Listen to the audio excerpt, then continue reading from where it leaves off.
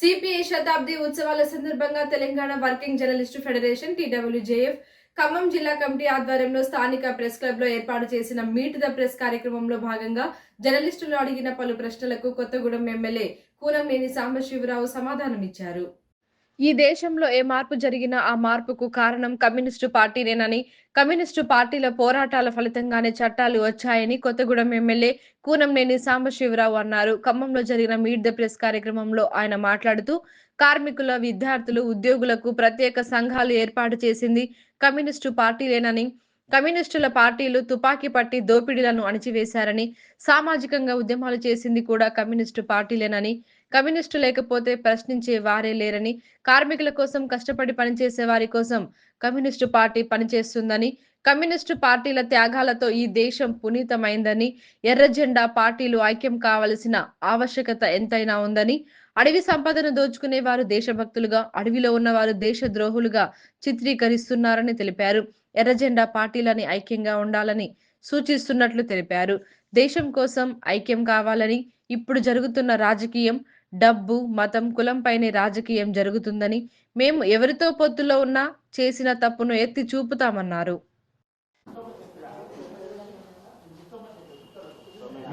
కార్యక్రమానికి విచ్చేసిన CPI party రాష్ట్ర కార్యదర్శి కొత్తగూడెం ఎమ్మెల్యే కూనంనేని సాంబశివరావు గారికి ధన్యవాదాలు. శతాబ్ది ఉత్సవాలు నిర్వహించుకుంటున్న క్రమంలో ఇదొక చారిత్రక ఘట్టంగా భావిస్తున్నాం.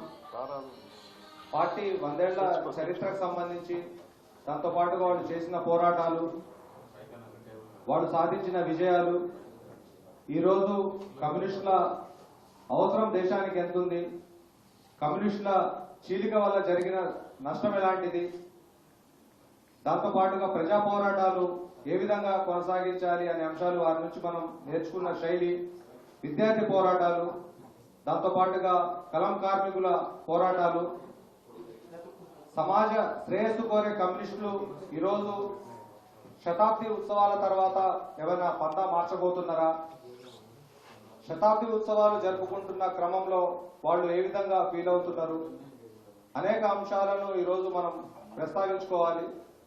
మీట్ ద ప్రెస్ కార్యక్రమానికి విచ్చేసిన జర్నలిస్టు మిత్రులందరూ కూడా తమ తమ ప్రశ్నలను సిద్ధం చేసుకొని తమ పత్రిక, తమ పేరు రెండు చెప్పుకొని ప్రశ్నలను మొదలు పెట్టాలని చెప్పేసి కోరుకుంటున్నాను.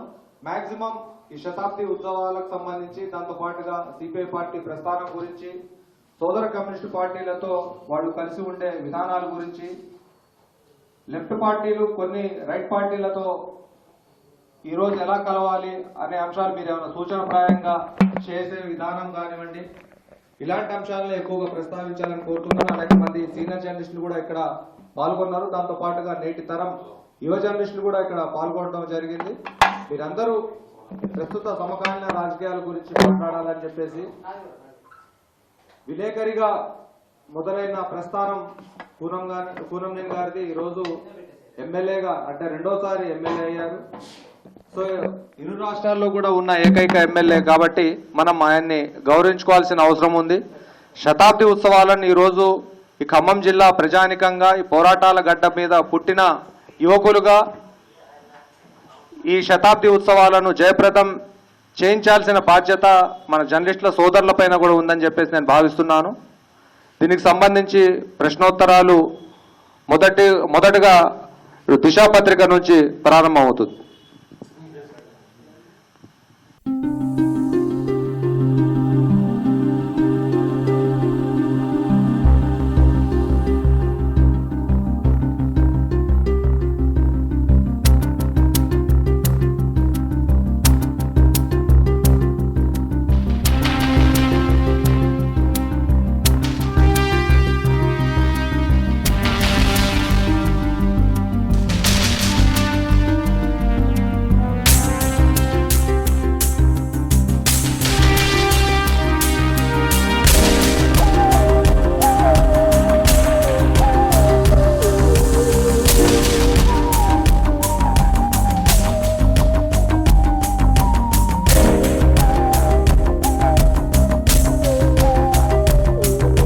మిగతా సన్మాన కార్యక్రమాన్ని సార్ వెళ్ళే సమయంలో కిందికి వస్తారు. ఆ సమయంలో అందరం కలిసి మరొకసారి చేద్దాం.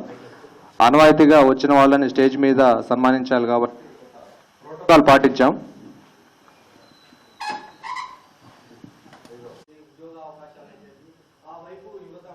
ఉందని చెప్పేసి మేము భావిస్తా ఉన్నాం. మా తరపున రేపు ముఖ్యమంత్రి రేవంత్ రెడ్డి గారికి మీరు రిప్రజెంట్ చేయాలని చెప్పేసి ఫెడరేషన్ తరపున మీకు రిప్రజెంటేషన్ అందిస్తున్నాం. ఒకవేళ జర్నలిస్టుల ఇండ్ల స్థలాల సమస్య అనేది మీ ద్వారా సార్థకతం అయితే మీరు చరిత్రలో నిలిచిపోతారు సార్. ఈ అంశాన్ని మీరు వదులుకోవద్దని చెప్పేసి మా పట్ల నిర్లక్ష్యం వహించకుండా మీరు ఖచ్చితంగా వాటి కోసం మీ వంతు ప్రయత్నం చేయాలని చెప్పేసి ఫెడరేషన్ తరపున కోరనైనది. సార్ కిందికి వెళ్తే మీకు రిప్రజెంటేషన్ ఇస్తాం సార్. అది మీరు రేపు ఖచ్చితంగా రేవంత్ రెడ్డి గారికి అందజేయాలని చెప్పి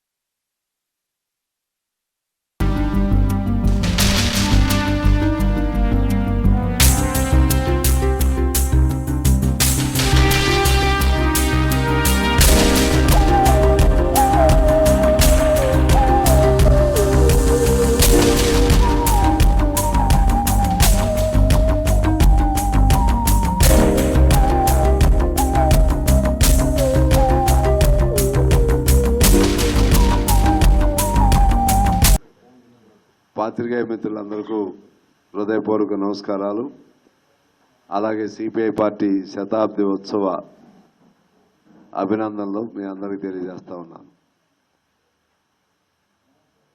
మీ అందరికీ తెలుసు, ఈనాడు ఈ దేశంలో ఏ మార్పు జరిగినా ఆ మార్పుకు సంకేతం కమ్యూనిస్ట్ పార్టీ. ఏ ప్రగతిశీలకమైన చట్టం వచ్చినా సామాజికంగా కానీ రాజకీయంగా కానీ ఆఖరుకు శాస్త్రీయపరమైనటువంటి విద్యా విధానంలో కానీ సాంస్కృతిక రంగంలో కానీ మీరు ఏ రంగం తీసుకున్నా సరే ప్రతి రంగంలోనూ కమ్యూనిస్టు పార్టీల పోరాటాల ఫలితంగానే ఆయా చట్టాలు రూపొందించబడ్డాయి. 8 గంటల పని హక్కు కమ్యూనిస్టుల పోరాటం, కార్మికులకు అవసరమైన అనేక చట్టాలు కమ్యూనిస్టుల వల్లనే వచ్చినాయి. కార్మికుల కష్టజీవులకు సంబంధించినటువంటి హక్కుల కోసం పోరాటం అనేది ఆయా సంఘాలు ఏర్పాటు అయిన తర్వాత వాళ్ళ సమస్యల్లో నుంచి సంఘాలు పుట్టాయి. సంఘాలు పుట్టినాక పోరాటాలు చేశాయి. పోరాటాలన్నీ ద్వారా అనేక హక్కులు సాధించుకోబడ్డాయి. ఆ సంఘాలకి ప్రేరణ, ప్రోత్సాహం ప్రత్యక్షంగాను పరోక్షంగాను ప్రతి సంఘాన్ని ఆ రోజుల్లో కమ్యూనిస్ట్ పార్టీ ఏఐటీసీ 1920 దగ్గర నుంచి మొదలు పెట్టుకుంటే 1936లో ఏఐకేఎస్ అంటే రైతు సంఘం, వ్యవసాయ కార్మిక సంఘం, ఇప్టా అంటే ఇప్పుడు మన తెలుగులో ప్రజానాట్య మండలి, అభ్యుదయ రచయితల సంఘం, అదే శ్రీశ్రీ లాంటి మహామోహన్ తయారు చేసింది, దాశరథి లాంటి వాళ్ళని తయారు చేసింది. అదే పద్ధతుల్లో ఇంకా విద్యార్థి యువజన అన్ని సంఘాలు, ఎస్టీయు టీచర్స్, పాత్రికేయులు, జర్నలిస్టుల సంఘం, అన్ని సంఘాలని తయారు చేసింది కమ్యూనిస్ట్ పార్టీ. దానివలన చైతన్యంతో పోరాటాలు చేయటం, అనేక హక్కులు సాధించుకోవడం జరిగింది. అటు గ్రామాలకు వెళ్ళేసరికి వ్యవసాయ కార్మిక సంఘం, రైతు సంఘం వల్ల భూ సంస్కరణ చట్టం, వెట్టి చాకరీ రద్దు అయ్యి భూ సంస్కరణ చట్టం సాధించడం జరిగింది. అదేవిధంగా ఆ రోజుల్లో ఉన్నటువంటి దోపిడీ వ్యవస్థను, ఆ రోజుల్లో ఉన్నటువంటి సంస్థానాధీశుల దౌర్జన్యాన్ని, జమీందారులు జాగీర్దారుల దౌర్జన్యాన్ని దాన్ని ఎదుర్కోవటం కోసం కమ్యూనిస్టులు అవసరమైతే తుపాకీ పట్టారు, సాయుధ పోరాటం చేశారు, అనేక సంస్థానాలను విముక్తి చేశారు కమ్యూనిస్టులు. మన తెలంగాణే కాదు, నీకు పాండిచ్చేరి, అదేవిధంగా కేరళ లాంటి చోట, పశ్చిమ బెంగాల్ లాంటి చోట, అనేక రాష్ట్రాల్లో, అస్సాంలో ఒక ప్రాంతంలో అనేక ఉద్యమాలు కమ్యూనిస్టులు తప్పితే మనకెవరు చేయలేదు. అలాగే భారతదేశంలో స్వాతంత్రం కొరకు పోరాటం మొదలైన దగ్గర నుంచి ఇప్పటి వరకు ఈ దేశం కోసం ప్రాణాలు కోల్పోతున్నటువంటి, ప్రాణాలు అర్పణ చేస్తున్నటువంటి పార్టీ ఏమన్నా ఉందంటే అది కమ్యూనిస్ట్ పార్టీ ఆర్ కమ్యూనిస్ట్ పార్టీలు. మీరు తీసుకోండి చరిత్ర. జైలుకి వెళ్ళిన వాళ్ళు ఎవరున్నారా అంటే కమ్యూనిస్ట్ పార్టీ అది కమ్యూనిస్ట్ పార్టీలు. అంటే సామాజికంగా ప్రజల కోసం ఉద్యమాలు చేసేవాళ్ళనేమో దేశద్రోహులు సెడిషన్ అనే చట్టాన్ని ఉపయోగించి లోపల పెడుతున్నారు. దేశాన్ని దోపిడీ చేసేవాళ్ళు ఉన్నారే, దేశాన్ని దోపిడీ చేసేవాళ్ళే దొరల్లాగా చాలామంది అవుతున్నారు. ఇవన్నీ అసలు కమ్యూనిస్టులు లేకపోతే ప్రశ్నించేవాడు. మీరు అనుకోవచ్చు ఎంతోమంది కావాలి, ఎంతమంది అవసరం లేదు. కాళ్ళు చెప్తాడు కదా, ఒక్క సిరా చుక్క లక్షల మెదళ్లకు అది ఒక మేత. ఒక్క కమ్యూనిస్టు చెప్పే ఒక ప్రతి పదం కొన్ని లక్షల కోట్ల మందిని ప్రభావితం చేస్తుంది. చాలామంది కమ్యూనిస్ట్ పార్టీలు మా వాళ్ళు కూడా అంటూ ఉంటారా, మనం దెబ్బతిన్నాం. నేను ఐ నెవర్ యాక్సెప్ట్ దట్. దెబ్బతినం లేదు. దెబ్బతింటే 100 ఏళ్ళు బతికేవాళ్ళం కాదు. వీళ్ళ లెక్క ఏంటి, పార్లమెంట్లో అసెంబ్లీలో సీట్లు పోవచ్చు, అది పోవచ్చు. కానీ గతంలో గెలవడానికి అనేక కారణాలు ఉన్నాయి. మొదట్లో అంటే సొంతం గెలిచాం, ఇప్పుడు కూడా ఓడిపోవడానికి అనేక కారణాలు ఉన్నాయి. ఇప్పుడు డబ్బు లేకపోతే ఇతర కులాలు మతాలు ఇవన్నీ ఉన్నాయి. కానీ కార్మిక వర్గం అయితే ఉంది కదా, కార్మిక వర్గం తరపున పేద వర్గాలు ఉన్నారు కదా, కష్టించేవాళ్ళు ప్రశ్నించేవాళ్ళు ఉన్నారు కదా, వాళ్ళ తరపున మాట్లాడేది ఇప్పుడు కూడా కమ్యూనిస్టులైనా కాదా? మీరు ఒకసారి ఆలోచన చేయండి. కాబట్టి ఇటువంటి మహత్తరమైనటువంటి శతాబ్దిని త్యాగాలతో పునీతమైనటువంటి కమ్యూనిస్టు త్యాగాలతో భారతదేశం పునీతమైంది. భగత్ సింగ్ లాంటి, చంద్రశేఖర్ ఆజాద్ లాంటి హిందుస్థాన్ సోషలిస్ట్ ఆర్మీ పార్టీ సోషలిజాన్ని దాన్ని ఇంక్లూడ్ చేశారు. భారత రాజ్యాంగంలో సెక్యులర్ సోషలిస్ట్ పదాలని ఇంక్లూడ్ చేయక తప్పలేదు.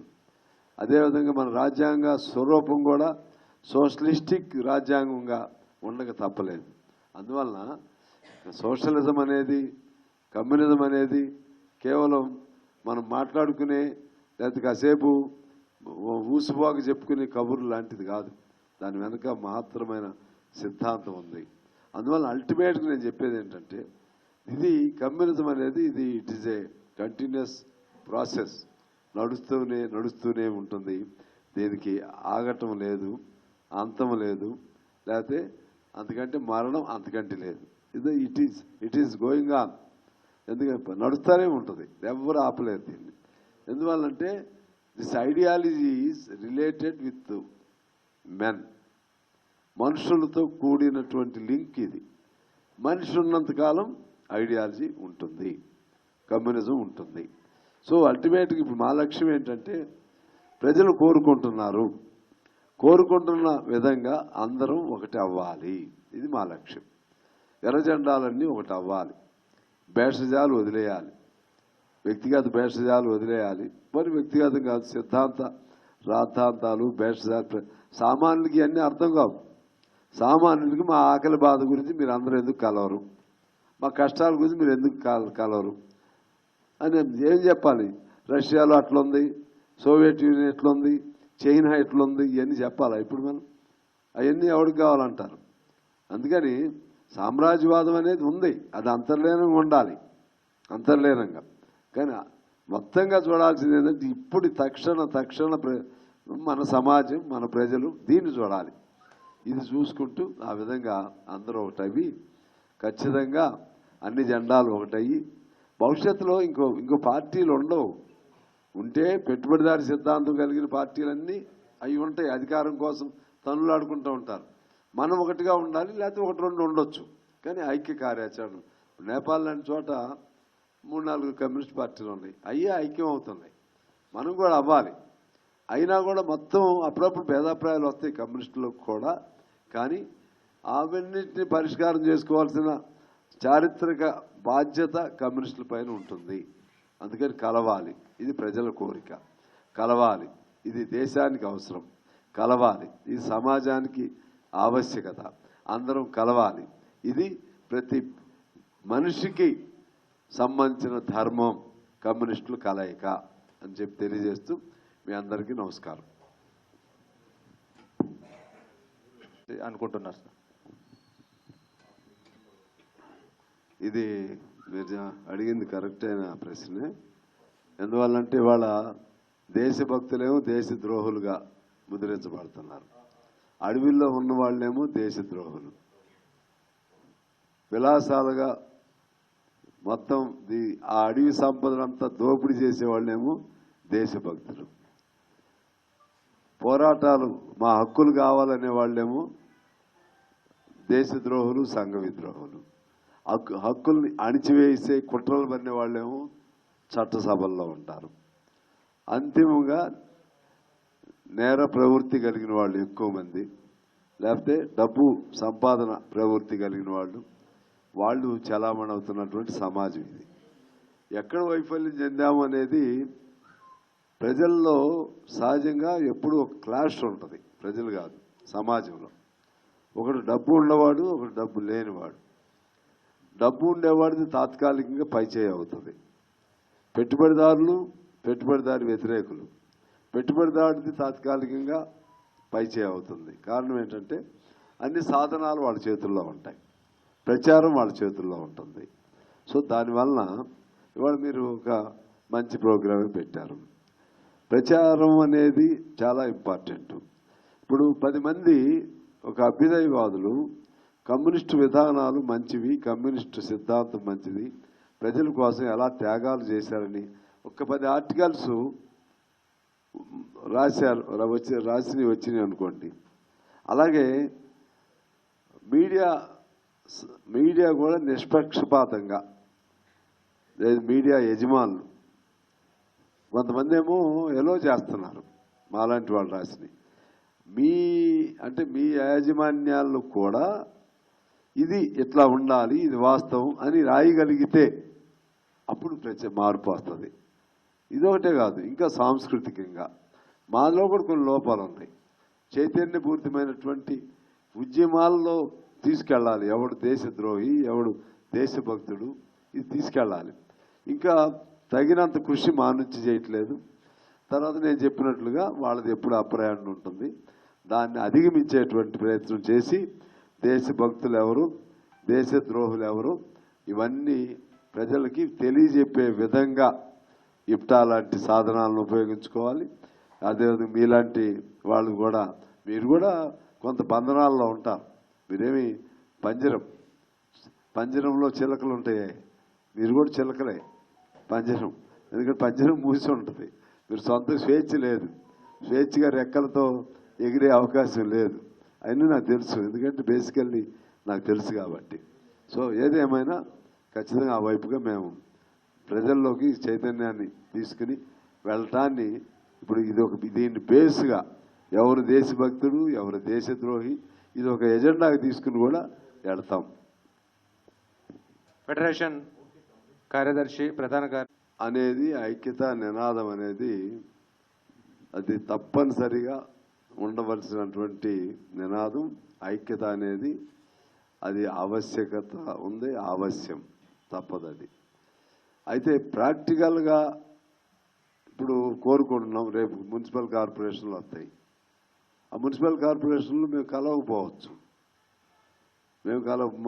మాకున్నటువంటి ఆప్షన్స్ వేరుగా ఉండొచ్చు, వాళ్ళ ఆప్షన్స్ వేరుగా ఉండొచ్చు, ఈక్వేషన్లు వేరుగా ఉండొచ్చు. కానీ దాని ఉద్దేశం ఐక్యత కోసం. ఐక్యత అనేది ఏంటంటే, ఐక్యత అనేది ఐడియలాజికల్ ఐక్యత. ఇదేమో ఎన్నికల ఎత్తుగడలు, మీరు చెప్పేదేమో ఎన్నికల ఎత్తుగడలు. ఐడియలాజికల్ ఐక్యత అంటే ఏంటంటే టోటల్గా అందరం ఒకటి అవ్వాలి అనేది దాని బేసు, ఆరిజన్.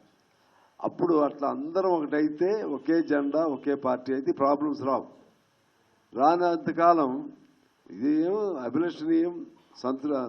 అందరూ మంచి మనసుతోనే, మంచి భావంతోనే కోరతాం. ప్రాక్టికల్గా సాధ్యం కావట్లేదు ఒకటి.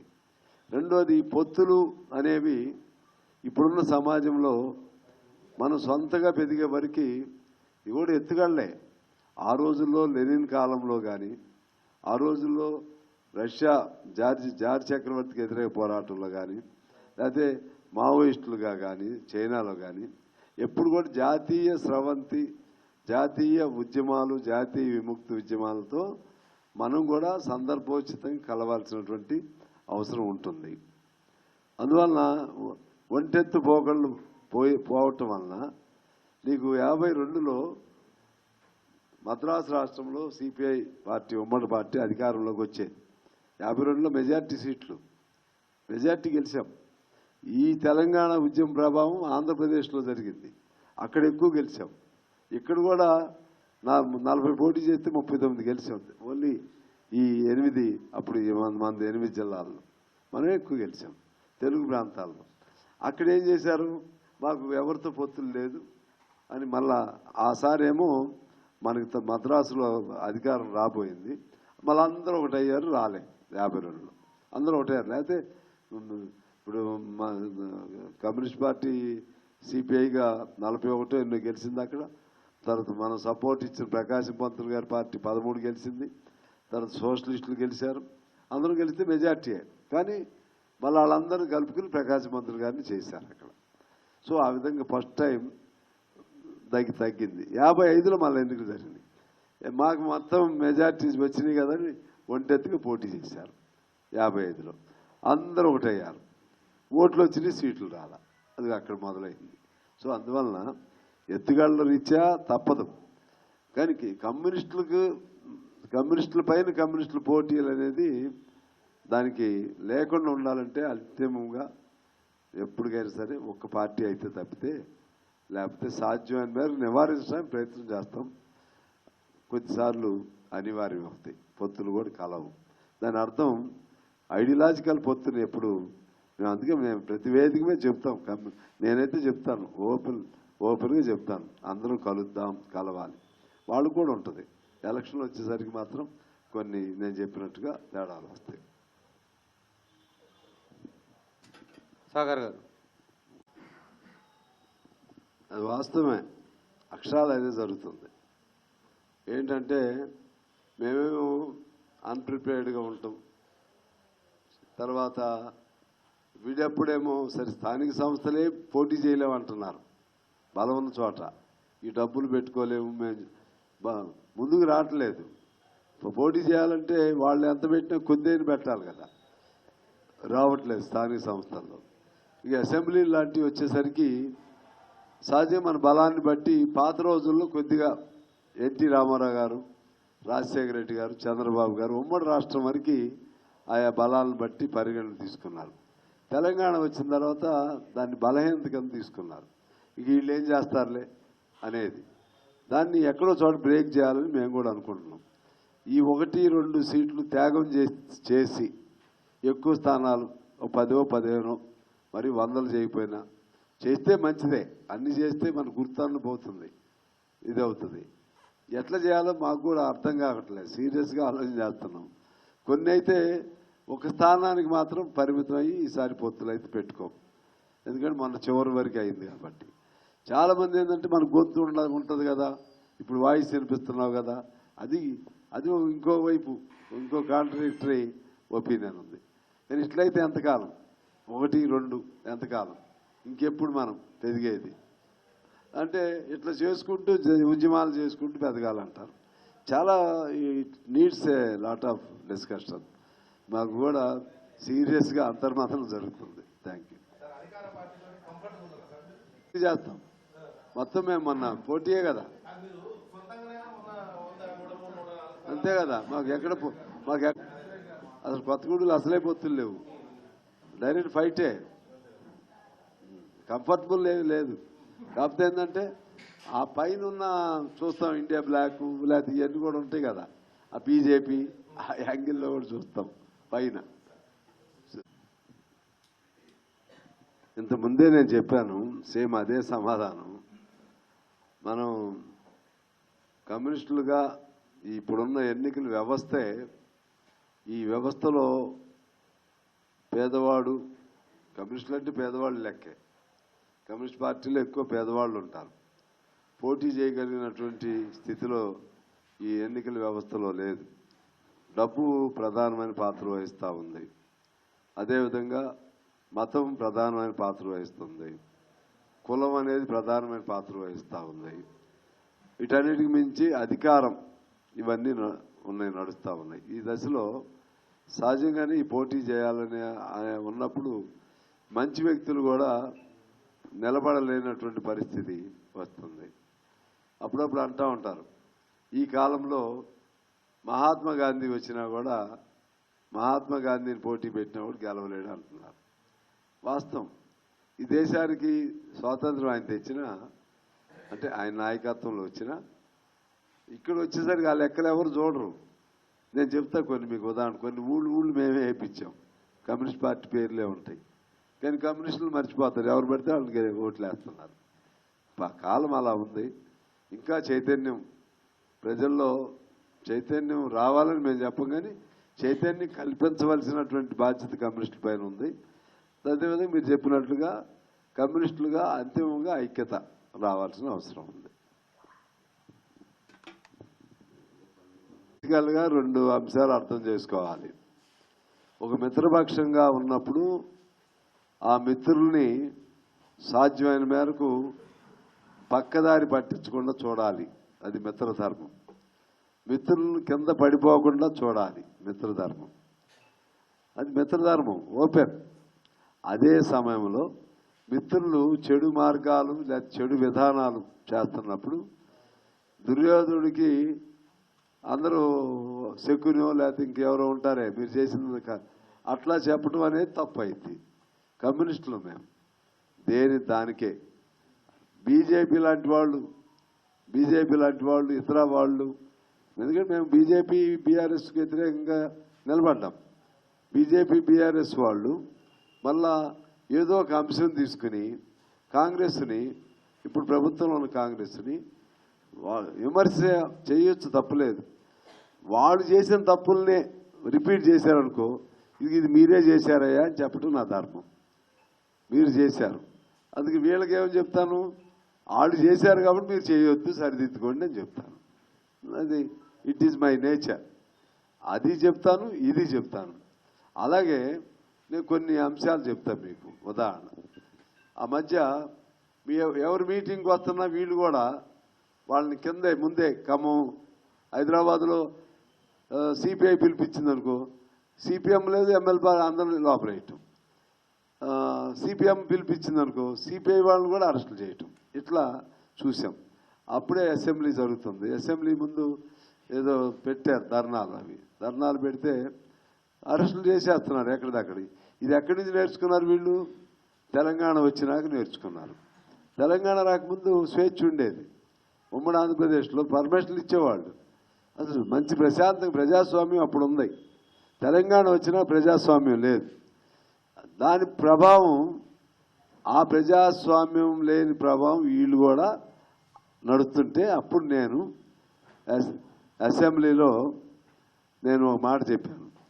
వాళ్ళ షూస్లో, వాళ్ళ బూట్లలో మీరు కాళ్ళు పెట్టి నడుస్తున్నారు, వాళ్ళు ఏం చేశారో మీరు అదే చేస్తున్నారు.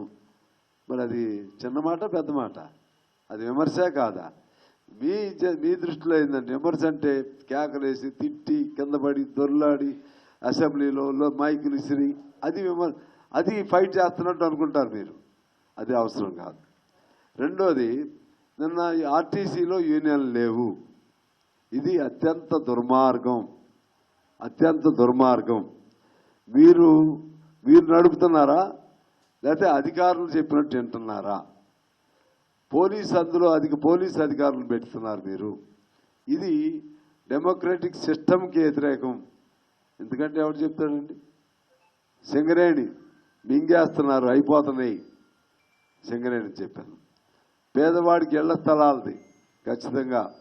తర్వాత ఆ ముచ్చారు, అదేది లగచర్ల, అది తప్పు అని చెప్పామని చెప్తున్నాం. హైడ్రా, పేదవాడి జోలికి వెళ్ళొద్దు. ఇంక మరి ఏం చెప్పాలి మేము? ఎందుకంటే తర్వాత ఇప్పుడు రోజు ఉద్యమాలు చేస్తున్నామా లేదా? అంగన్వాడీ ఉద్యమం ఎవరు చేస్తున్నారు? సిఐటియో, ఏఐటీసీయో, ఐఎఫ్టీయో కదా.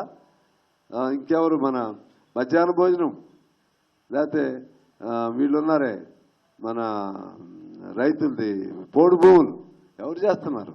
ఎవరికి వ్యతిరేకం చేస్తున్నాం? ఈ ప్రభుత్వానికే కదా. అయితే బూతులు తిట్టం, మేము తిట్టం.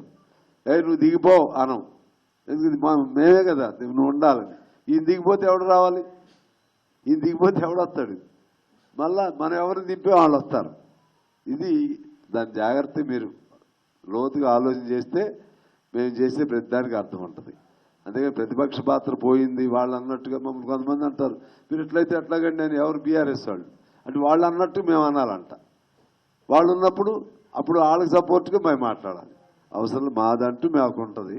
ఎప్పుడు ఎక్కడ మాట్లాడాలో దాని మనం అందుకు పాత్రికేయులతో చెప్పాను నేను. పాత్రికేయులు చాలాసార్లు చెప్పాను. మొన్న అంత గట్టిగా మామూలుగా చెప్పా కానీ చాలాసార్లు చెప్పాను. వాళ్ళు ఎట్లా బతుకుతారు పాత్రికేయులు? వాళ్ళకి ఏముంది? జీతాలు లేవు, భత్యాలు లేవు, ఉద్యోగ భద్రత లేదు. పోనీ పేపర్లలో పనిచేసే వాళ్ళు చిన్న పేపర్లలో ఇవ్వాలంటే ఆ పేపర్లకు రక్షణ లేదు. ఆ పేపర్లకి మీరు యాడ్స్ ఇవ్వరు, దాన్ని నిలబెట్టరు. ఏదో 2-3 పత్రికల మీద ఆధారపడి ఉంటే ఎలా బతుకుతారని చెప్పి నేను చెప్పాను. ఇంకా ఇదే కదా నేను గెలిచిన ఒక్కడిని అయినా ప్రతి ప్రతి బాధితుల గొంతుని ఎప్పుడోసారి వినిపిస్తున్నా. అంగన్వాడీ అవుట్ సోర్సింగ్ కాంట్రాక్ట్ కార్మికులు ఇది ఒక దోపిడీ అన్న. ఇది నయా రూపంలో దోపిడీ. వాళ్ళు చేసిందే మీరు చేస్తున్నారని చెప్పాను. అందుకని ఇవన్నీ జనాలకు అర్థం అంటే బాగా లోతుగా అబ్జర్వ్ చేసేవాళ్ళు మీరు మిత్రపక్షమైన సరే గట్టిగా మాట్లాడుతున్నారు అంటున్నారు ఆయా వర్గాల వాళ్ళు. ఆయా వర్గాలు ఇప్పుడు ఆ ఎన్నాళ్ళు ఉంటారే మా గురించి గట్టిగా మాట్లాడారండి, ఎవడు మాట్లాడలేదు అంటున్నారు. ఆ సంతృప్తి చాలు నాకు. సో ఇది దీని పాయింట్. సీనియర్ జర్నలిస్ట్ ఒకటి కొంత సత్యం ఉంది మీరు చెప్పే దానిలో. పూర్తిగా అది అందులో పూర్తి సత్యం అనే పదం కాదు, కొంత రియాలిటీ ఉంది, కొంత లేదు. ఎందువలనంటే యువత రాకపోతే 100 ఏళ్ళు ఈ పార్టీ అట్లుండేది చెప్పండి. అంతా పాతవాళ్లే అయిపోతే ఈ పార్టీ చచ్చిపోవాలి కదా. అప్పుడు పెద్దవాళ్ళు ఉన్నప్పుడు మేము యూత్గా ఉన్నప్పుడు వచ్చాం. యూత్గా మాకంటే కొద్దిగా చిన్నవాళ్ళు వీళ్ళు వస్తున్నారు. ఇప్పుడు రేపు చూడండి ఎంతమంది కవాత్ తొక్కుతారు. కానీ అది కొంత రియాలిటీ. మరికొంత రియాలిటీ ఏంటంటే రావాల్సినంత రావట్లేదు. రావాల్సినంత దానికి మీరు చెప్పిన పద్ధతుల్లో ఒక రాంగ్ సిగ్నల్ వెళ్తూ ఉంది. కమ్యూనిస్ట్ పార్టీ ఉద్యోగాలు, పరిశ్రమలకు వ్యతిరేకం, లేకపోతే ఇంకేదో వ్యతిరేకం, ఇవన్నీ కూడా అంతా కూడా ట్రాష్. కమ్యూనిస్ట్ పార్టీ ప్రతి ఇండస్ట్రీకి పోరాటం చేసింది మనమే. టెక్నాలజికల్ డెవలప్మెంట్, టెక్నాలజికల్ సైంటిఫిక్ టెంపర్తో ఉండాలని పోరాటం చేసిందే కమ్యూనిస్టులు ఎప్పుడు. అందుకని మా పేరే శాస్త్రీయ సోషలిజం. అంటే everything must be related, must be based upon science, everything must be scientific అనేది చెప్తాం. కాబట్టి ఎక్కడ ఈ లోటుని ఎలా అధిగమించాలనేది మాత్రం అప్పుడేమో ఇంతకుముందు విద్యార్థి సంఘాలు ఉండేవి, ఎన్నికలు జరిగాయి. ఇప్పుడు ఎన్నికలు జరగట్లేదు. ఆ ఎన్నికలు ఉంటే కొంత అట్రాక్ట్ అయ్యేవాళ్ళు. ఆ తర్వాత ఉద్యమాలు నడవనీయట్లేదు, కొంత అట్రాక్ట్ అయ్యేవాళ్ళు. తర్వాత అప్పట్లో మన గ్రామాల్లో ఏదో ఒకటి అటు భూస్వామ్య వ్యవస్థ, భూస్వామ్య వ్యతిరేకులు ఇట్లా ఉండేవి. ఇప్పుడు అట్లా కూడా ఖాళీగా కూడా లేదు. ఏదో దొరికిందే చాలులే పని అని అట్లా చేసుకుంటున్నారు. అందువలన ఇటు దేని వైపు అట్రాక్షన్ లేదు. మీరు అనుకుంటున్నారు సిపిఐ కమ్యూనిస్టుల వైపే కాదు, వేరే పార్టీలో కూడా లేదు యూత్. మీరు చెప్పండి ఏదైనా దేనిలో ఉన్నారా? నిలకడగా దేనిలో లేరు. వాళ్ళకి అప్పటికప్పుడు ఆ సందర్భాన్ని బట్టి కాసేపు మోడీని మంచాడు అంటారు, కొంచెంసేపు కమ్యూనిస్టులు ఇది అంటారు. వాళ్ళకి కొత్త ఆ అవగాహన వాళ్ళకి ఒక చట్టంలో బిగుసుకుపోయారు. నాకు తెలుసు సాఫ్ట్వేర్ పిల్లలు నాకు తెలుసు. సాఫ్ట్వేర్ పిల్లలది ఎందుకు తెలుసు, ఎలా తెలుసు అంటే మోడీ కమ్యూనిస్టులు వ్యతిరేకం అంట వాళ్ళు. మోడీ ఎందుకే అంటే మోడీ అభివృద్ధి చేస్తున్నాడు దేశాన్ని, పరిశ్రమలు తీసుకో. అది అంటే ఆ అవగాహనలో మాది ఆ అవగాహన తీసుకెళ్ళడంలో మాది తప్పు కావచ్చు, మీది కూడా తప్పు ఉంటుంది.